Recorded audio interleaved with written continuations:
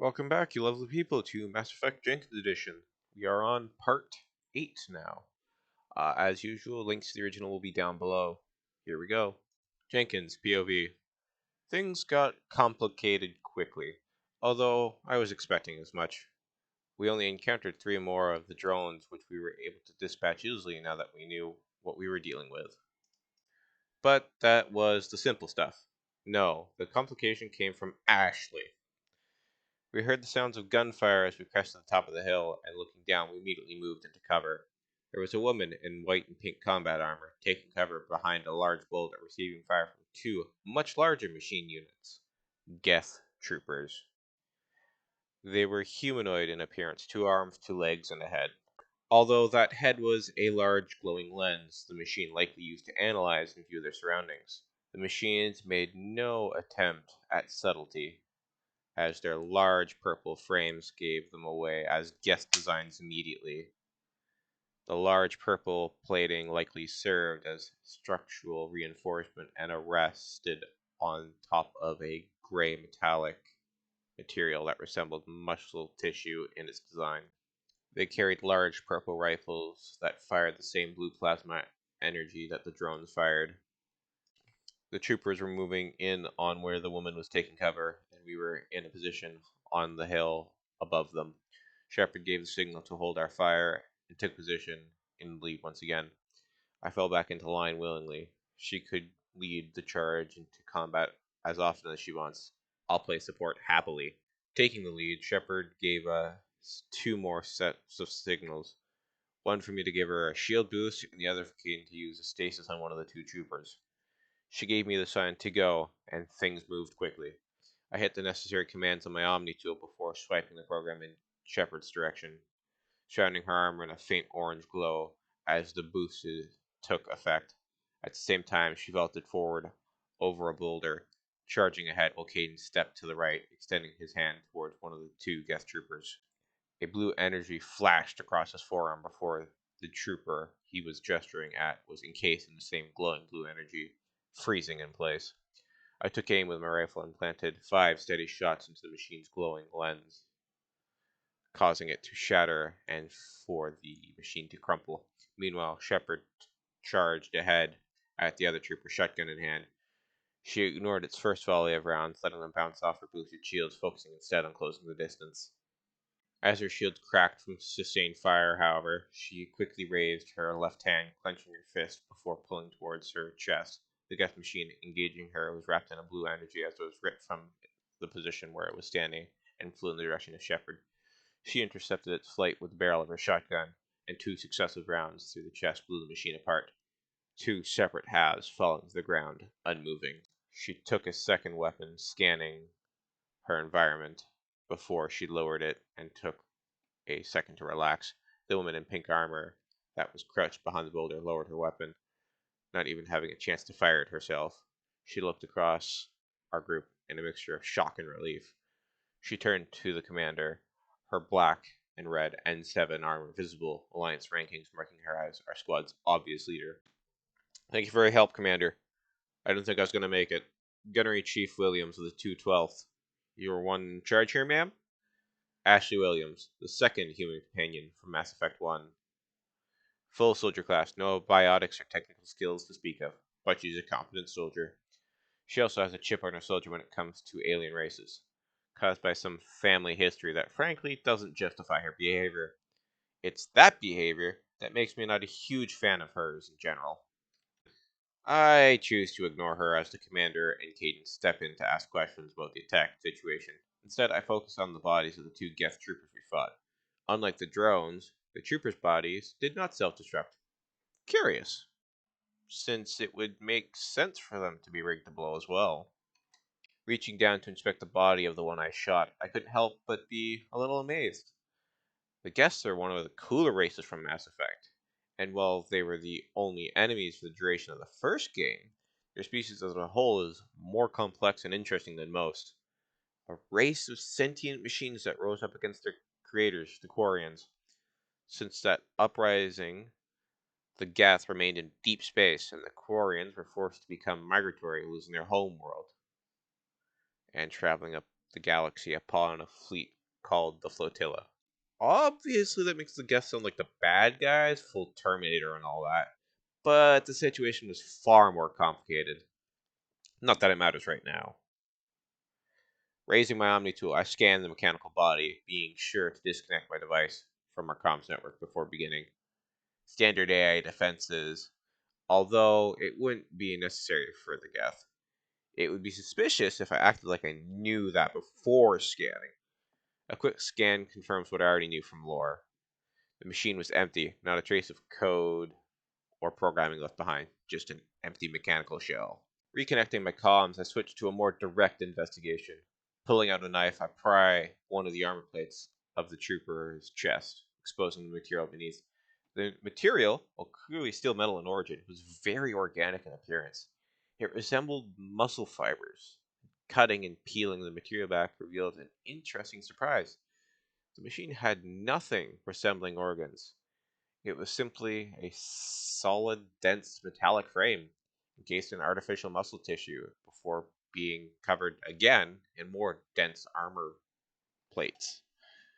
The standard Geth Trooper would be more durable than any standard Citadel soldier. In fact, the only sufficiently advanced hardware was located in the headstock. I couldn't quite tell their purpose, though, as the one Caden and I had dealt with had its head smashed to pieces. I stood and walked over to the other trooper, the one that had been blown in two pieces by Shepard. Not only was that badass as hell, it preserved the head, meaning I could investigate for hardware.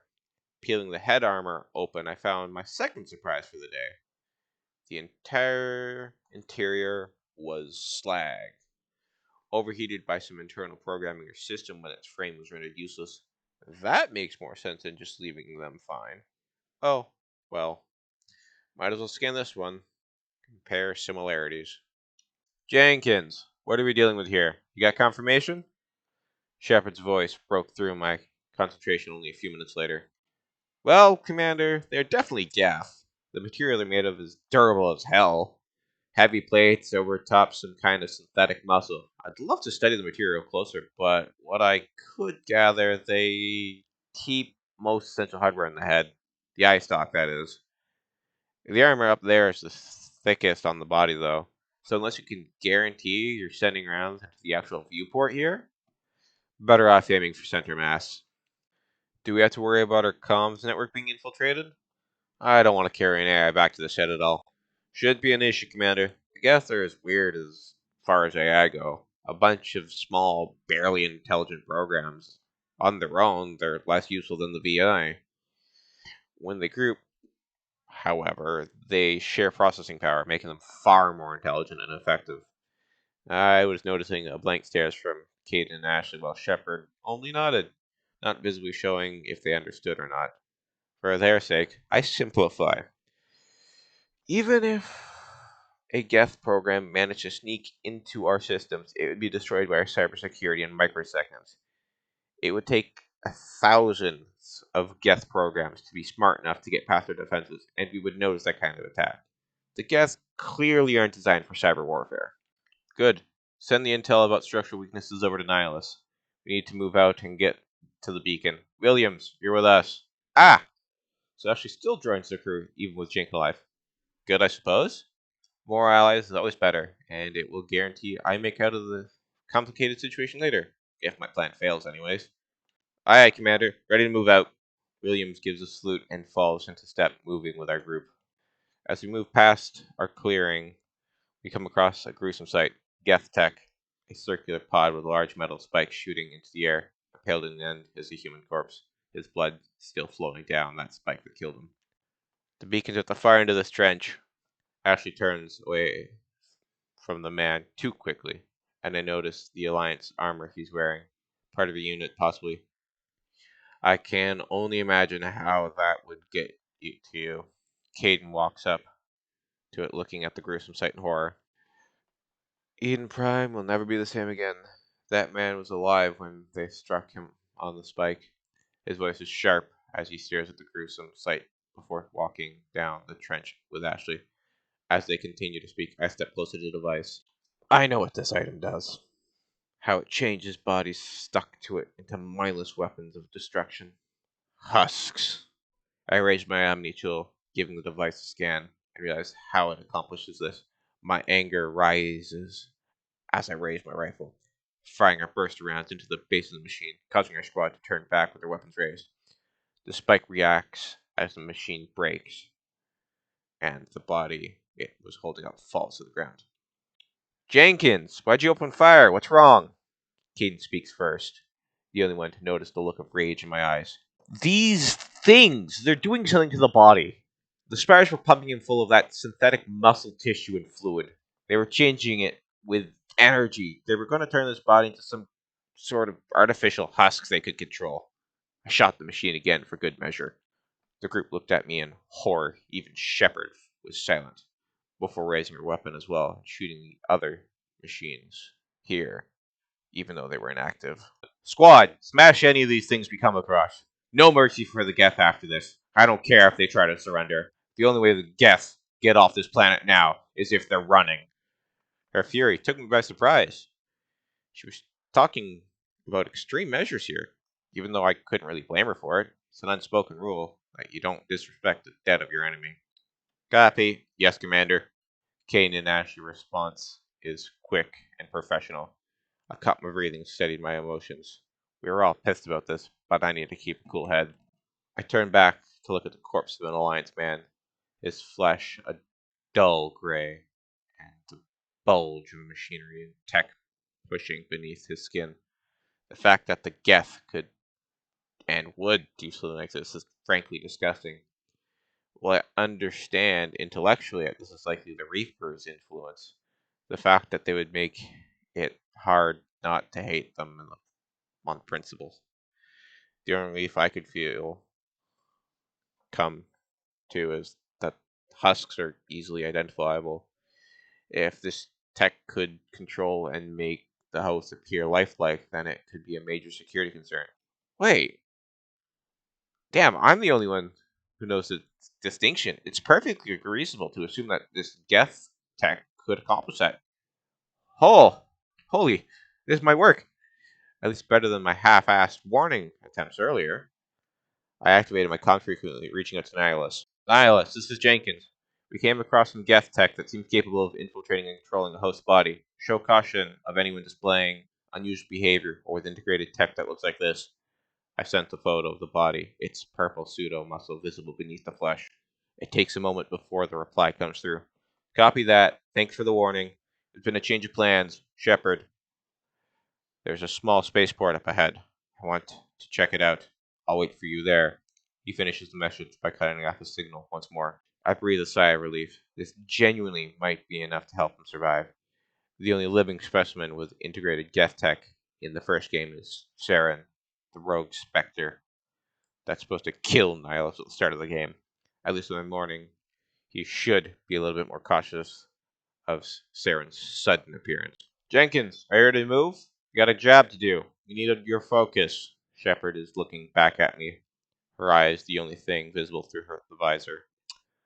While her tone still sounded harsh, I can see it in her eyes. She just looks concerned, worried, although I'm unsure if it's about the mission or us. I'm good, Commander. Apologies. Let's carry on. I adjust my grip on my rifle and step forward, falling into formation. She only nods at me before moving her way back to the front of the line, taking the lead as we carry on down this narrow trench in the terrain. As we reach a clearing, we see a set of unearthed ruins that the supposed beacon resides at. We also see another collection of Geth troops. The firefight is quick and brutal once more, with Shepard and Ashley taking support, my tech aiding Shepard and Caden's biotics aiding Ashley. We smash through the machines in only a moment. They weren't even able to breach our shields. Small victories aside, however, we find another problem, as the ruins are empty. No people and no beacon. This is the dig site. The beacon was right here. It must have been moved. By who? Our side? It's a Geth. Caden responds to Ashley's first. The two already seem to have a decent rapport. Similar rank and experience makes them fast friends, it seems. Hard to say. Maybe. We'll know more when we check out the research camp. The mention of the research camp grabbed Shepard's attention quickly. You think anyone got out of here alive? She asked Ashley, hoping for a positive response. If we're lucky, maybe hiding in the camp. It's just at the top of this ridge, up the ramps. Ashley gestures to the dirt slope that heads up the hillside, and we set off once again, moving in formation. We clear the top of the hill to see yet another clearing in the terrain. Portable housing set up as obvious research camp. We also see the bodies raised from the spikes high in the sky. More of those damn machines. We don't need to speak as the group opened fire on the machines, causing them to spark and fail, and their bodies to fall to the ground. They are visibly much further along in the process than the bodies we had encountered, barely recognizable as human anymore. Completed, possibly, judging from the fact that 2 of the 4 bodies have begun to move and stand. Oh, God, they're still alive! Caden takes a step back in fear, but I don't bother. I immediately open fire on the one still trying to stand, only a half moment behind Shepard, who lays into the one that had managed to get to its feet with shotgun fire. We drop them both quickly, not giving Caden or Ashley a chance to react. I walk up to the one, giving it a quick scan for appearances and review later before turning back to the group. They're not alive. Hell, they don't even have a heart or a lung anymore. They're just meat puppets powered by a horned geth tech. Right, right. Even if they were alive, killing them in that state would have been a mercy. Ashley responds, although she seems more like she's trying to convince herself than comfort Caden. We move away from the monstrosities, clearing the camp. It's only a collection of a few buildings, and we are able to clear all but the last one quickly and without incident. The final building is sealed shut, and Shepard turns towards me. She doesn't need to speak. I pull up my Omni tool, and it's barely a second before I breach the security and disable the lock. I give a way forward, allowing Shepard to take the lead. As she steps up to the door, it opens automatically, and a female voice gives a shout of panic from inside. Survivors, as I knew, and others had hoped. Speaking with them wouldn't accomplish much, but would allow us to gather a small amount more information. Not that it matters to me. I already knew more than they would be able to share. I was just going to take the chance to catch my breath and try not to picture the image my scanner showed of the husks. I reminded once again that while this world is familiar, it's not a game anymore. Each and every one of these people were once a real, living person with families, hopes, and dreams. Hell, Jenkins' family, my family, was on this planet somewhere, possibly suffering the same fate. It was a weird disconnect, both not knowing these people and still caring for them. I'd get Anderson to check if they survived after the mission. For now, we had other survivors to deal with. And that's part 8. I hope you lovely people have enjoyed.